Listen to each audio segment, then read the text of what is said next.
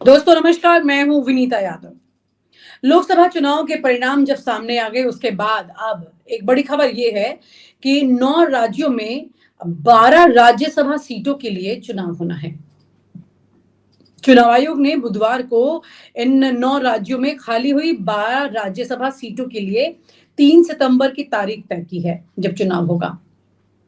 इसके लिए 12 अगस्त को अधिसूचना जारी कर दी जाएगी। नामांकन पत्र भरने की लास्ट डेट 21 अगस्त होगी। भरे गए नॉमिनेशन की जांच 22 अगस्त को की जाएगी। 3 सितंबर को सुबह 9 बजे से शाम 4 बजे तक इसका चुनाव होगा। इसी दिन शाम 5 बजे से वोटों की गिनती शुरू हो जाएगी और परिणाम घोषित कर दिया जाएगा।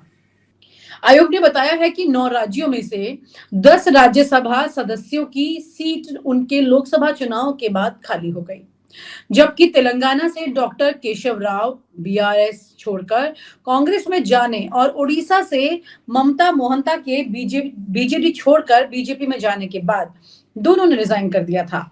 जबकि 7 राज्यों से 10 सदस्यों के लोकसभा चुनाव लड़ने से राज्यसभा की सीट खाली हुई। ये 10 सदस्य लोकसभा चुनाव जीत गए थे। इनमें से केंद्रीय मंत्री पीयूष गोयल, सर्बानंद सोनोवाल और ज्योतिरादित्य सिंधिया समेत मौजूदा सदस्यों के लोकसभा सदस्य बनने के बाद और राज्यसभा की 10 सीटें खाली हो गई थी। आपको याद होगा कि किस तरह से बहुत सारे लोगों को लोकसभा से राज्यसभा से लोकसभा में लाकर के चुनाव लड़ाया बीजेपी ने। उसके बाद कई सारी सीटें इस वक्त खाली हैं।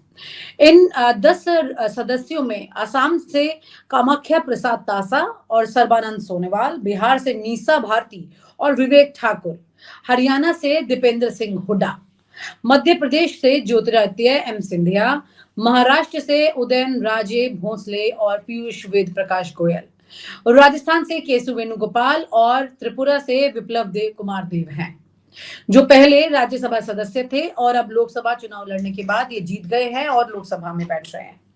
इसके बाद राज्यसभा से ये 10 सीटें खाली हो गई थी। आयोग ने बताया कि असम, मध्य प्रदेश, महाराष्ट्र और त्रिपुरा के सदस्यों के लिए अपना नाम वापस लेने की लास्ट डेट 26 अगस्त रखी गई है, जबकि बिहार, हरियाणा, राजस्थान, तेलंगाना और उड़ीसा से चुनाव लड़ने वाला कोई उम्मीदवार अगर अपना नाम वापस लेना चाहता है तो वो 27 अगस्त तक अपना नाम वापस ले सकता है, क्योंकि चुनाव की ये प्रक्रिया 6 सितंबर को पूरी हो जाएगी।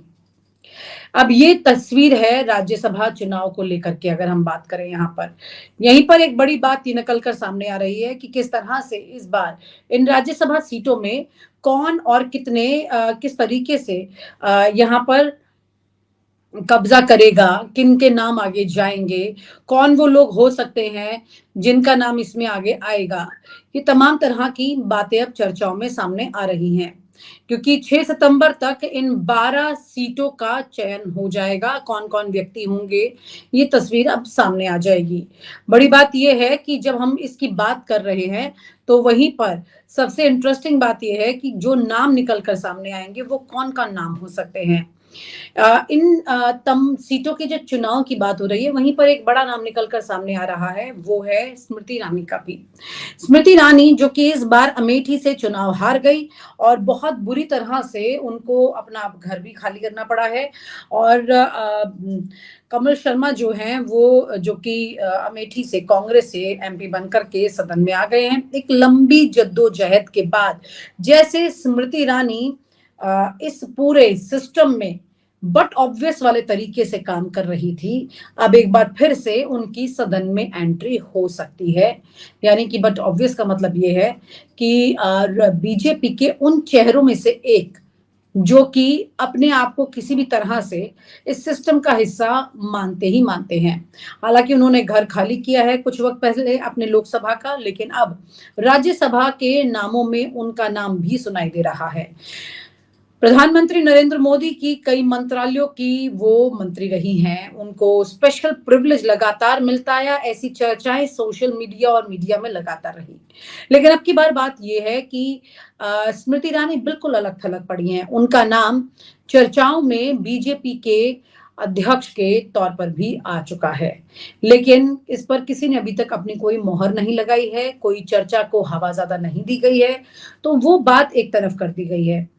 लेकिन इस वक़्त अगर देखा जाए तो स्मृति ईरानी को एक ऐसा मौका अब फिर से मिल सकता है जिससे कि वो सदन में वापसी कर सकती हैं। लेकिन कितना ही कुछ कर लीजिए, वो उस सदन में वापसी नहीं कर पाएँगी जिस सदन से वो उनकी आवाज गूंज रही थी, या फिर उनके तमाम तरह के विवादित टिप्पणियां गूंजी हैं। ये तमाम तरह की चीजें हैं। राहुल गांधी का जहां पर इन दिनों खूब बोलबाला चल रहा है, राहुल गांधी को लोग हद से ज्यादा जहां पसंद कर रहे हैं, उस सदन से वो बाहर है। राज्यसभा से आ जाएंगे लेकिन लोकसभा से चुनाव बुरी तरह हार चुकी हैं। और उनकी ये हार इस तरह की हुई है अमेठी से कि राज्यसभा से आने के बाद भी क्या स्मृति ईरानी को इस वापसी से कोई फायदा होगा, ये आप हमारे कमेंट बॉक्स में जरूर लिखिएगा। आप हमें ये बताइएगा कि स्मृति ईरानी क्या वाकई में अगर वापसी आ भी जाती हैं संसद में, तो वापस आने के बाद उनके कद में कोई फर्क पड़ेगा। बड़ी बात यह है कि अब जो वापसी होगी वो वापसी पूरी तरह से प्रधानमंत्री नरेंद्र मोदी पर आश्रित तरीके से है। तो यहाँ पर जो एक वक्त में प्रधानमंत्री, मतलब उस वक्त तो मुख्यमंत्री हुआ करते थे नरेंद्र मोदी गुजरात के, उस वक्त में स्मृति ईरानी नरेंद्र मोदी पर काफी छीटाकशी किया करती थी। उसके बाद नरेंद्र मोदी ने उनको बीजेपी में अच्छे पद और कद दिलाए, जिसके बाद उन्होंने फिर अपना पाला बदलते हुए नरेंद्र मोदी के साथ खड़े होकर उनका गुणगान करना शुरू कर दिया।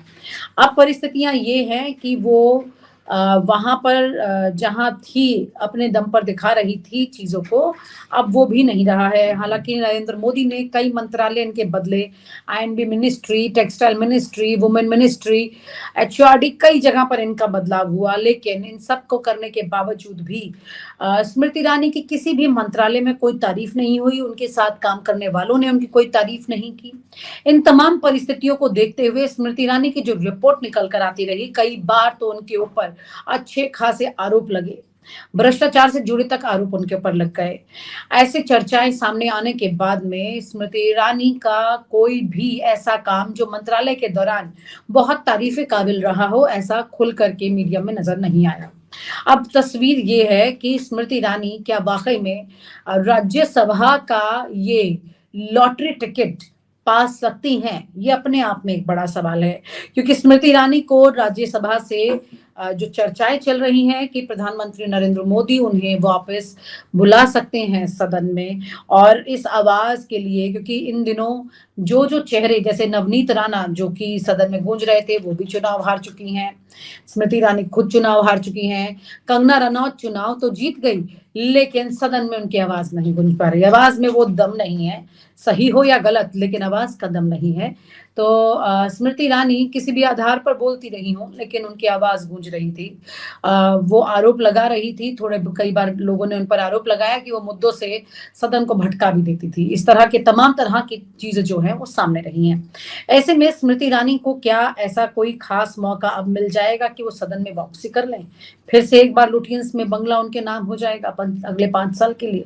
ये सवाल अपने इस जगह पर चल रहे हैं। कई ऐसे सांसद हैं जो कि स्पेशल कैटेगरी में आते थे प्रधानमंत्री नरेंद्र मोदी की टीम में, जिसमें धर्मेंद्र प्रधान है, जिसमें अनिल बलूनी है, जिसमें भूपेंद्र यादव है, माफ कीजिएगा, भूपेंद्र यादव है। इस तरह के कई नाम, शिवराज सिंह चौहान तो खैर एंटी ग्रुप में रहे, लेकिन फिर भी उनको राज्यसभा से उनको राज्य से लेकर के वो यहाँ आए।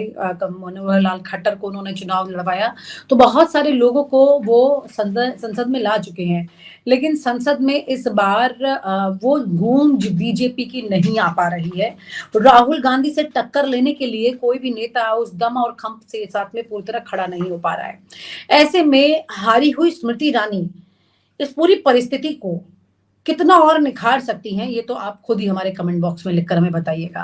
क्योंकि अब अगर वो आ भी जाती हैं तो स्मृति ईरानी की जो कुल मिलाकर चीजें थी उसमें अभी इस वक्त कोई भी ऐसा तस्वीर दिखाई नहीं दे रही है जिसे कहा जाए कि स्मृति ईरानी अब पहले वाली इतिहास में जो भी चीज़ें उनकी रही हैं, वो सब चीज़ें वापसी कभी कर पाएँगी।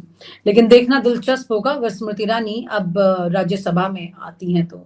लेकिन क्या लोग, क्योंकि जिस तरह से वो ट्रोल हुई और राहुल गांधी ने भी उनके लिए एक सहानुभूति दिखाते हुए कहा कि इनको ऐसे ट्रोल नहीं करना है आपने। ये तमाम तरह की तस्वीरें सामने आते हुए अब स्मृति ईरानी का पूरी पर्सनैलिटी में जो एक बज़ था, वो काफ़ी कमज़ोर हो चुका है। क्या स्मृति वापस इस पूरी स्थिति से टक्कर लेते हुए अपनी इमेज को उस लेवल पर वापस ला सकती हैं जहाँ पर वो एक कद्दावर नेता की लिस्ट में अपना नाम दर्ज करा रही थी। देखना दिलचस्प होगा, लेकिन क्या स्मृति ईरानी को राज्यसभा से वापसी करके बीजेपी उनमें और कोई बड़ा पोटेंशियल दिख रही है, ये भी सवाल है। अब हमारे इस वीडियो को देख करके प्लीज़ कमेंट ज़रूर कीजिएगा और लाइक कीजिएगा। जिन्होंने सब्सक्राइब नहीं किया है वो सब्सक्राइब भी ज़रूर करें। शुक्रिया। और आप हमसे जुड़े रहने के लिए सब्सक्राइब करें YouTube पर, फॉलो करें Twitter पर और लाइक करें Facebook पर। और ज्यादा जानकारी के लिए आपको टाइप करना होगा सिर्फ न्यूज़ नशा।